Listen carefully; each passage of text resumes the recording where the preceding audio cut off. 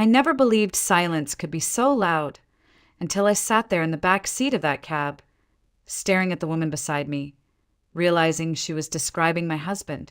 Not just vaguely, not just kind of. She was telling me, without knowing it, that the man waiting for her at that beautiful lakeside cabin was my husband, Gregory, and I still had 30 miles to go. Just that morning, I had woken up to sunlight streaming through the curtains, my heart light, my mind humming with anticipation. Gregory had gone up to our retreat in Lakewood on Wednesday, said he needed quiet to finish drafting the plans for his next interior design project. "I just need space," Ellie, he had told me over the phone, his voice tender. "You know how the noise clutters my process." I'd laughed and agreed like I always did. That's the kind of wife I was, supportive, understanding, never questioning. Friday was a half day at the office, and as I walked out early with my coworkers waving behind me, I made a decision that felt spontaneous and sweet. I'd surprise him. We hadn't had a real weekend together in weeks, and I missed him. The idea of cooking dinner together, watching the lake shimmer at sunset, maybe even opening that bottle of Bordeaux we'd been saving. It gave me a rush I hadn't felt in a while. I drove home humming, packed my favorite cardigan, a flowy sundress, and, because I felt a little bold, the lingerie he had given me last Valentine's, just in case this turned into a weekend of reconnection. And then my car wouldn't start. I tried once, twice. The engine clicked, sputtered, then gave up. I sat there for a moment, fists clenched on the steering wheel, trying not to scream. Of course, of all days, I could have waited for the mechanic. I could have rescheduled, but I was determined. I didn't want to waste any more time. So I called for a taxi. Pricey for the distance, sure, but worth it. Or so I thought. The driver was an older man named George. Warm smile, gentle manners, and a slow southern drawl that made everything sound calm. We'd barely gotten 10 miles out of Charleston when he stopped to pick someone else up, said it was a shared ride request. I didn't mind. The more the merrier, I thought. Then she stepped in. She was striking, not just in the way that turned heads, but in the way that said she knew she turned heads. Auburn hair twisted into a perfect low bun, delicate makeup, a scent that was expensive and deliberate. Her name was Samantha. She smiled at me as she slid into the back seat, and I returned it, instinctively brushing my hand over my ponytail, suddenly hyper-aware of the slight smudge in my eyeliner. The ride started quiet enough. George played soft music. Samantha scrolled through her phone. I watched the trees go by, breathing in that rare sense of peace that comes from escaping the city. We were maybe 20 minutes in when she broke the silence. "I'm meeting someone," she said, unprompted, her voice light. "It's been a few weeks since we've seen each other. He's special." I smiled politely, murmured something vague. She took it as a green light. "He's older, talented, an interior designer, actually," she said, chuckling softly. "He's got this incredible mind. Everything has to be just right for him to work. That's why he goes out to this cabin. Says the city stifles his creativity." My body stiffened. "It's our spot," she continued, a dreamy look in her eyes. "He's even showing me his new project this weekend. Said he has a surprise for me." My lips parted, but no sound came out. "I'm a little nervous," she admitted, then laughed. "It's silly, right? I mean, we've been seeing each other for 6 months. But I think this weekend something big might happen." My lungs started to feel tight. The edges of the world blurred a little. Then she said it, just a name, casually. "Gregory." And the world stopped. My husband's name falling from the mouth of a stranger, like it belonged to her. I turned toward the window, pretending to admire the view. But inside I was screaming. I hadn't said a word about who I was. She didn't know me. She didn't know she had just shattered something sacred. And I didn't stop her, because something inside me, something cold, sharp, and terrifyingly clear, needed to hear more. And I knew I would. Samantha didn't notice the shift in me. Or maybe she did, but mistook it for polite interest. Either way, She kept talking and I kept listening. Each word was like a thread unraveling the fabric of my marriage. "You know what I love about him," she said, twirling a strand of her hair. "He always remembers the little things. Like how I adore white roses. And he doesn't just grab any bunch, he picks out the ones with long stems, the kind that look elegant in tall glass vases. White roses. Gregory used to bring them home for me. Every single anniversary. He said they reminded him of my quiet strength, of the way I held things together. I always thought that was the most beautiful thing he'd ever said to me." Samantha reached up, touched the dainty silver earrings hanging from her lobes. "He gave me these last week," she said proudly. Said they brought out the gray in my eyes. I mean, who notices something like that? Gregory noticed. He'd said the same thing to me about different earrings. For a moment, I almost laughed. Almost. Because the absurdity of it all, this recycled poetry he was spoon-feeding both of us, was just so pathetic. But laughter never came. Only a bitter twist deep in my chest. I still said nothing. I think she took my silence as encouragement. Or maybe she just didn't care. "We met at a cafe," she continued, shifting in her seat. "He was sketching something, plans, I think, and I accidentally knocked over a sugar jar. Total mess. He helped me clean it up, and then, out of nowhere, offered to buy me a coffee to make up for it." She giggled. "Who does that anymore?" I wanted to scream. I wanted to tell her I had heard that story before, down to the spilled sugar. Only back then, the woman he helped was me. My grip on the seat tightened.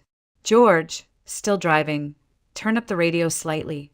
Some soft country song drifted through the car. It would have been peaceful under any other circumstance. "Gregory is different," she went on. "He doesn't talk like other guys. He actually listens. He tells me about his work, how spaces should breathe, how colors affect mood. And I get it, you know? It's not just a job for him. It's art." I could see the way her face lit up when she spoke. She was in love. Completely. Blindly. And suddenly I didn't hate her. How could I? She was holding on to the same illusion I once had. Only difference was, I was further down the line. "What does he do, exactly?" I asked, finally speaking. My voice sounded strange. Detached. "He's an interior designer," she answered. "But he says labels don't matter. He just creates." She laughed. "Apparently, the cabin is where he thinks best. Has a studio out there and everything." "Of course he does. We built it together. I picked out the beams. I helped stain the floor. But I just nodded." "He told me he's married," she said suddenly, her tone shifting ever so slightly. "But it's complicated. He says she's difficult, controlling, always criticizing him. He said he's staying for now because she's emotionally fragile." Emotionally fragile. I had held him through panic attacks. I had stayed up nights to make sure he got through deadline weeks. I had given him space when he asked and attention when he needed it. I wasn't fragile. I was exhausted. There's a difference. I turned back to the window. The sky was beginning to darken. Storm clouds gathering.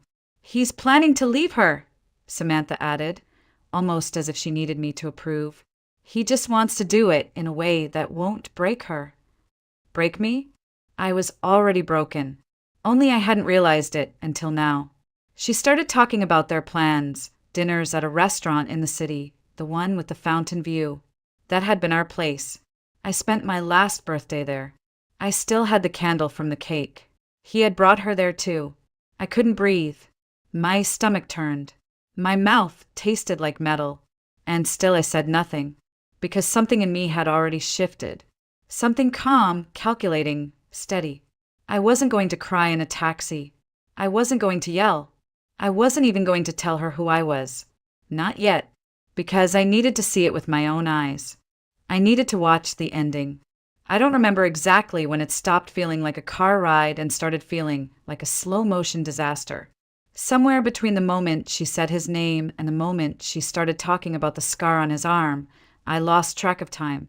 He has this scar, Samantha said, smiling softly. Right here. She traced her right forearm with one perfectly manicured finger. From a bike accident when he was a kid. He said he flew over the handlebars and landed on gravel. Had to get stitches. Can you imagine? I could. I had.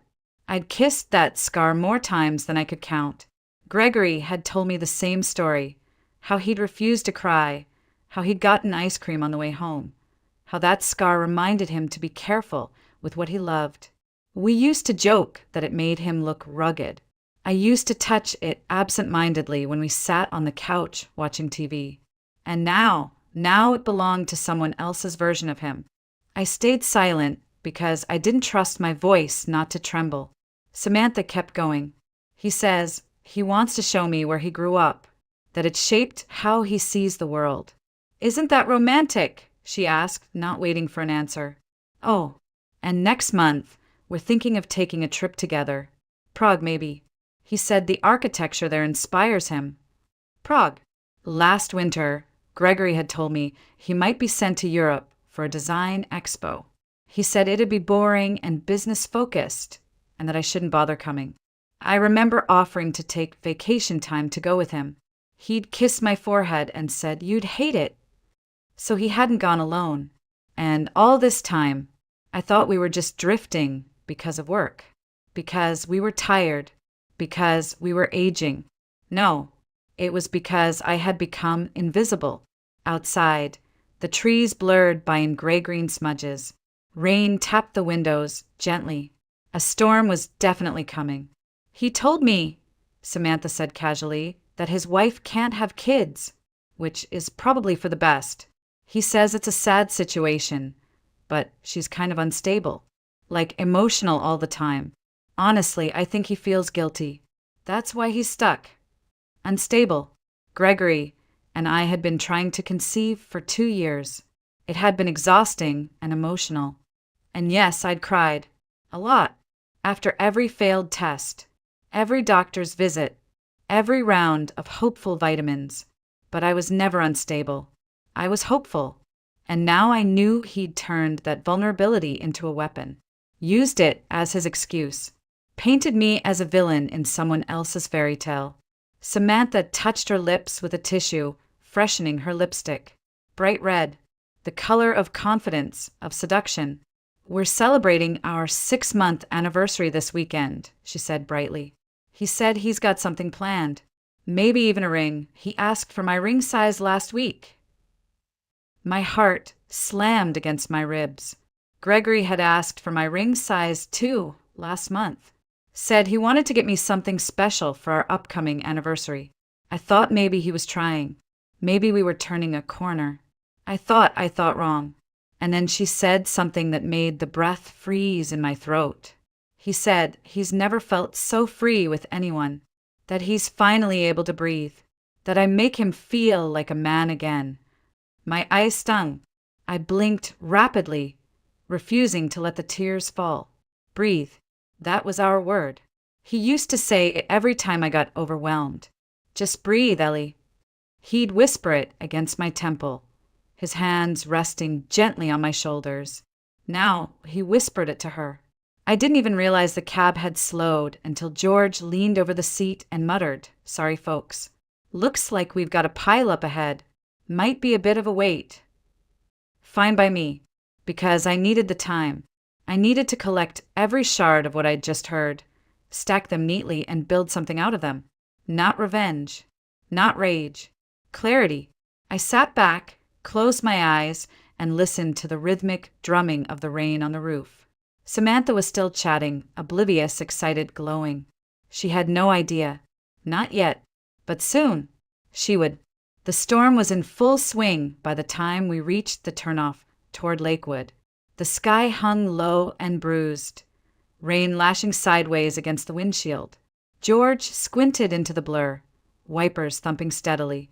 I sat still, heart pounding louder than the thunder overhead.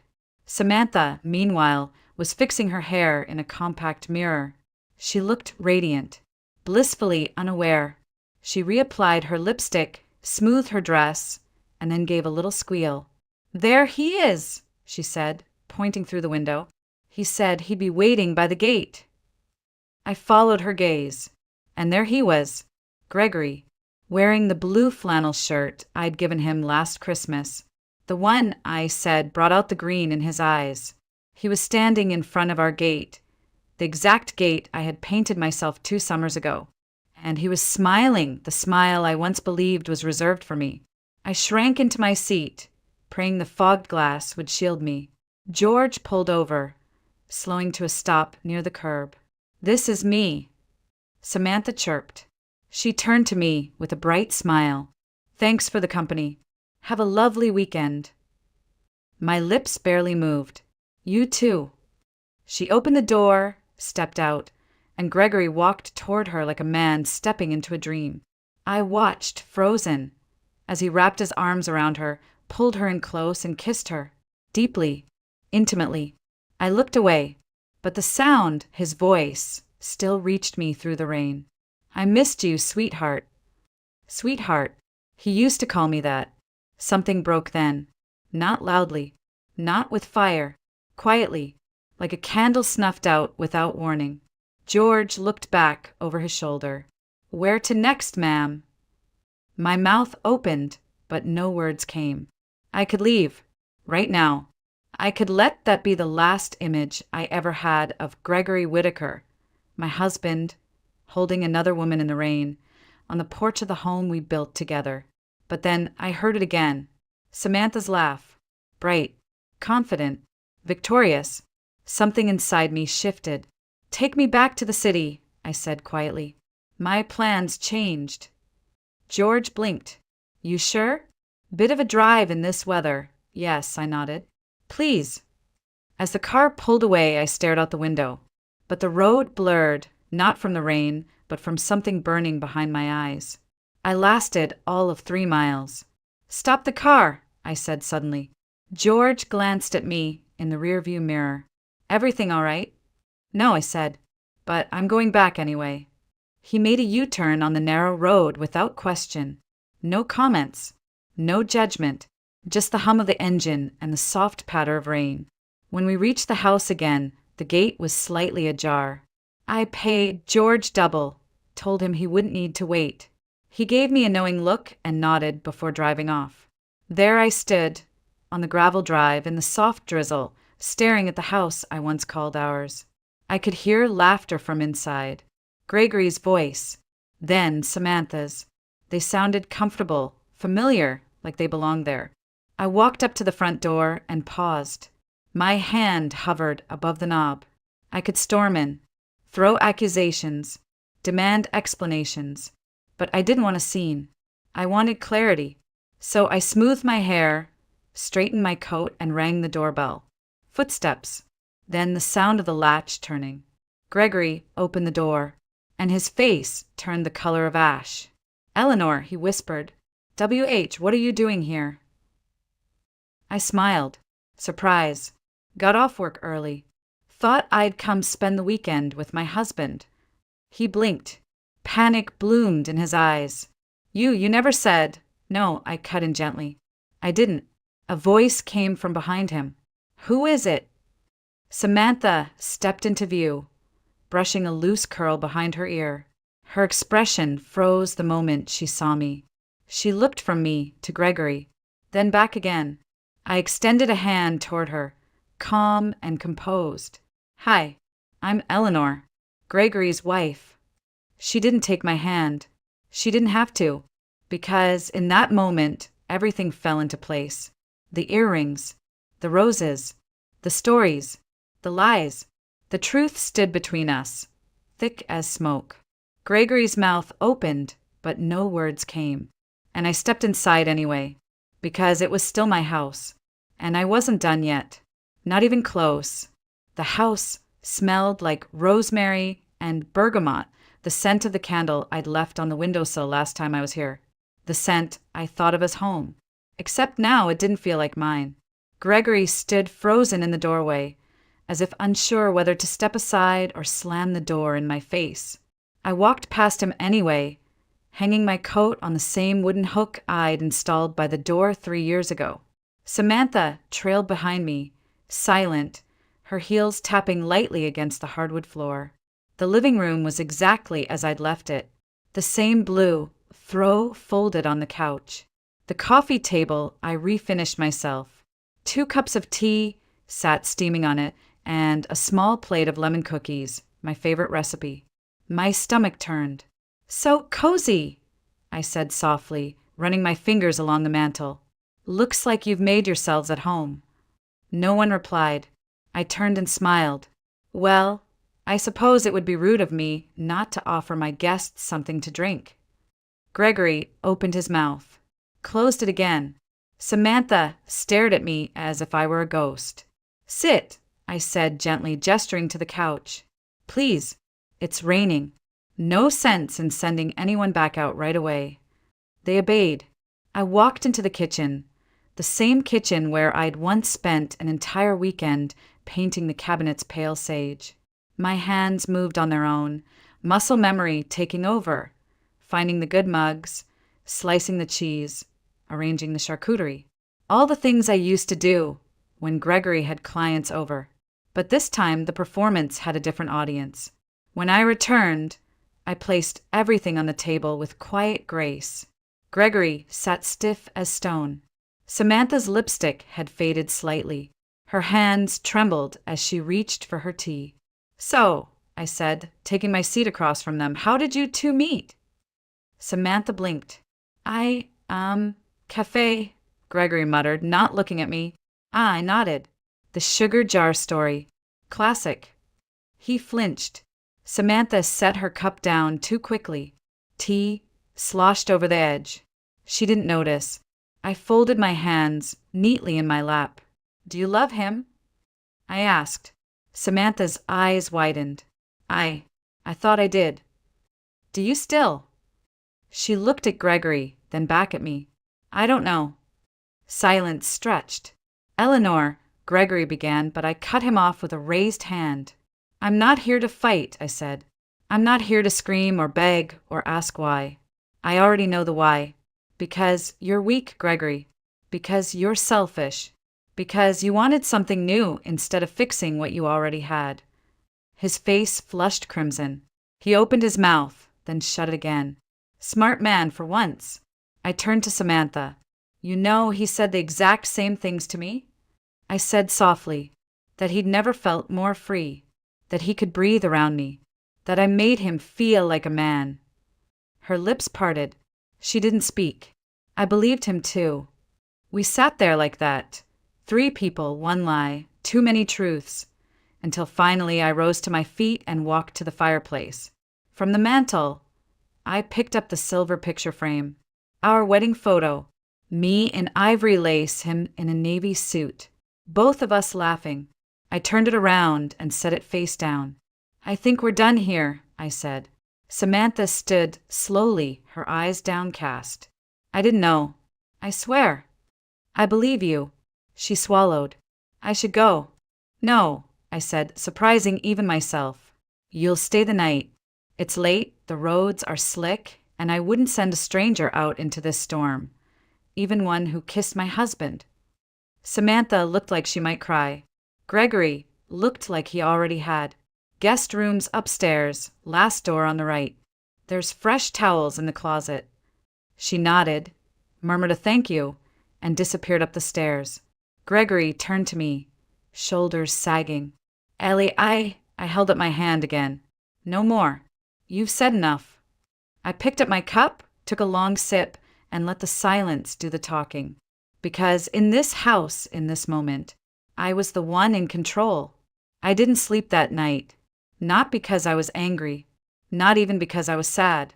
I lay awake in the guest bedroom, my bedroom, listening to the creaks of the house I had once cherished. The occasional groan of old wood in the wind. The whisper of rain still sliding down the windows.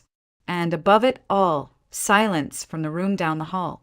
I imagined Samantha curled beneath the covers in what used to be the kids' room. We had painted it soft yellow years ago when we thought we'd fill it with cribs and lullabies. Now it sheltered the woman who almost stole my life away, though really she didn't even know it. Sometime before dawn, I got up. The house was still. I padded barefoot into the kitchen, started a pot of coffee, and stared at the window while the machine hissed and gurgled. Outside, the sky was turning from black to charcoal, the first hints of morning softening the dark edges of the woods. Footsteps on the stairs made me turn. Samantha stood there, pale, hair loose, her mascara faintly smudged. She looked like someone who had aged a year overnight. "Can I sit?" she asked, voice hoarse. I nodded. She eased into a chair at the kitchen table, her fingers tracing the rim of an empty mug.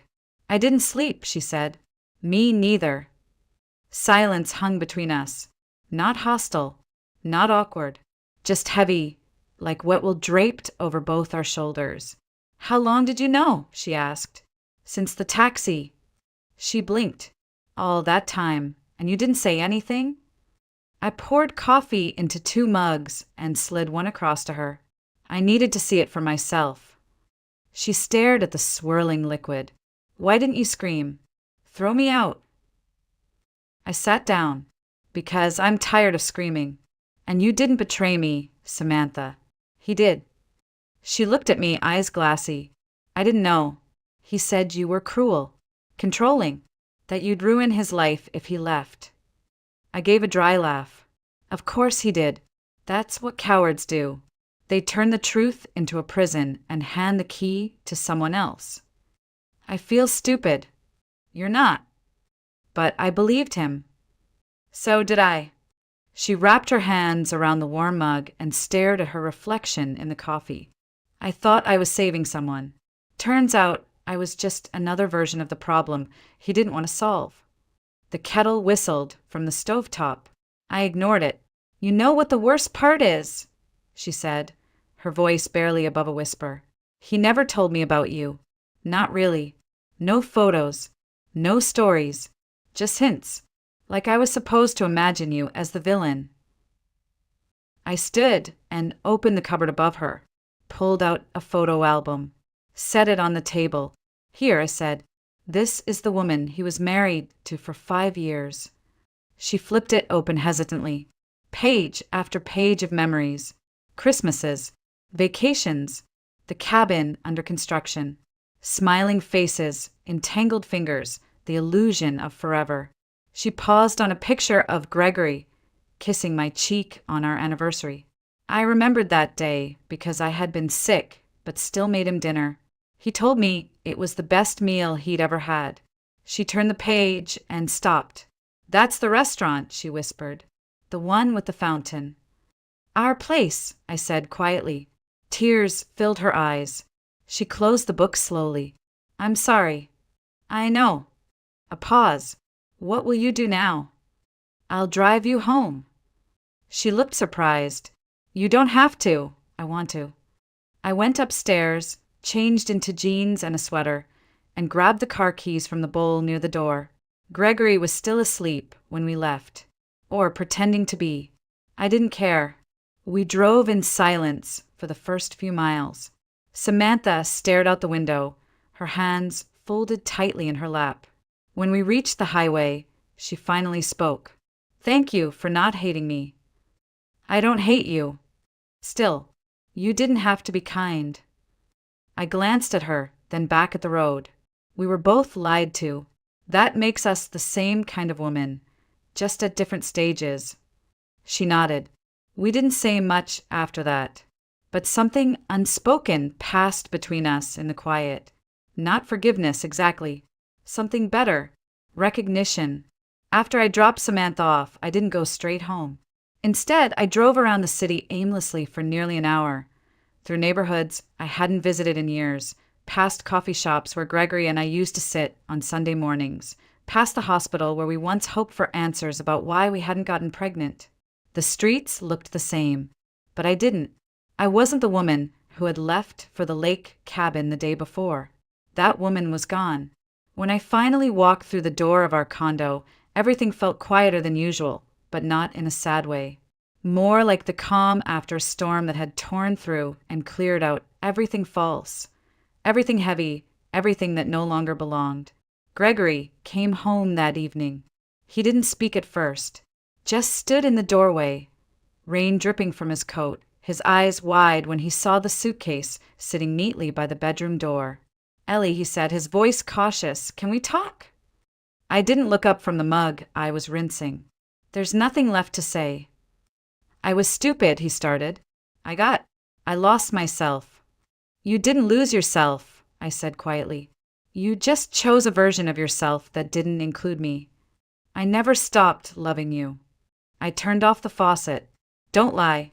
You might have loved the idea of me, the loyalty, the comfort, but you haven't loved me, not the real me, for a long time." He stepped closer.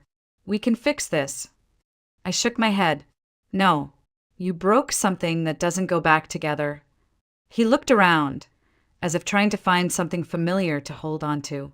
"This place, the cabin, everything we built, stays with me," I interrupted. "I bought the condo before we married. The cabin deed is in my name. You can take the car." He blinked. "You've already decided." "I filed this morning," I said. "Mutual consent. If you don't fight it, we'll be done in 2 months." He sat down, suddenly looking old. Tired. Small. I didn't hate him, but I didn't feel sorry for him either. Gregory was never evil. He was just weak. And I had spent too long loving a man who needed admiration more than honesty. By the end of the week, he was gone. I packed the rest of his things with care. No yelling. No slamming doors. Just quiet decisions. I changed the sheets. Repainted the bathroom. Got a new plant for the windowsill. And then I went back to the cabin. Alone. I stood in the middle of that beautiful house I had helped design. Every piece of furniture, every photo, every book on the shelf, and realized I didn't have to burn it all down to reclaim it. I just had to start over. So I did. I hired a contractor to knock down the wall between the kitchen and the living room. Made the space open, bright. I turned the guest room into an art studio. I didn't know if I was any good at painting, but it didn't matter. For the first time, I was creating something just for me. 3 months passed. One crisp autumn afternoon, I was sitting in a little cafe near the waterfront, sketchbook open, lost in thought, when a familiar voice called my name. I looked up. It was Samantha. She looked different, lighter, confident. Her hair was shorter. She wore less makeup. And next to her sat a man, early 30s, scruffy beard, kind eyes, who looked at her like she was the center of the universe. "Eleanor," she smiled. "I hoped I might see you again." We hugged like old friends. She introduced her boyfriend, Ben, and I introduced myself simply as Ellie. Samantha didn't bring up Gregory. She didn't need to, but as they were about to leave, she turned back and said, "Thank you for everything." I nodded. "You deserve someone who doesn't need to lie to feel loved." She smiled. "So do you." Later that evening, my phone buzzed. A number I didn't recognize. "Eleanor? It's Henry. Gregory's old friend. We met once at that holiday party." I remembered. He'd always been kind. Funny. The kind of man who made you feel like you mattered when he spoke to you. "I heard about everything," he said. "I'm sorry. He messed up." He did. A pause. "I was wondering, would you have dinner with me sometime? Just 2 old acquaintances getting reacquainted." I laughed softly. "That depends. Are you the kind of man who tells the truth?" "Always," he said. "Even when it's hard." "Then yes." After I hung up, I stood by the window of my condo, my space, my light, my silence, and watched the sky fade from pink to gray. I didn't feel victorious. I felt free, not because I had ruined Gregory, but because I had chosen myself. I had let go of the illusion of who we were supposed to be and embraced the reality of who I was becoming. And that, I realized, was the greatest revenge of all. Living well, on my terms, in my own story,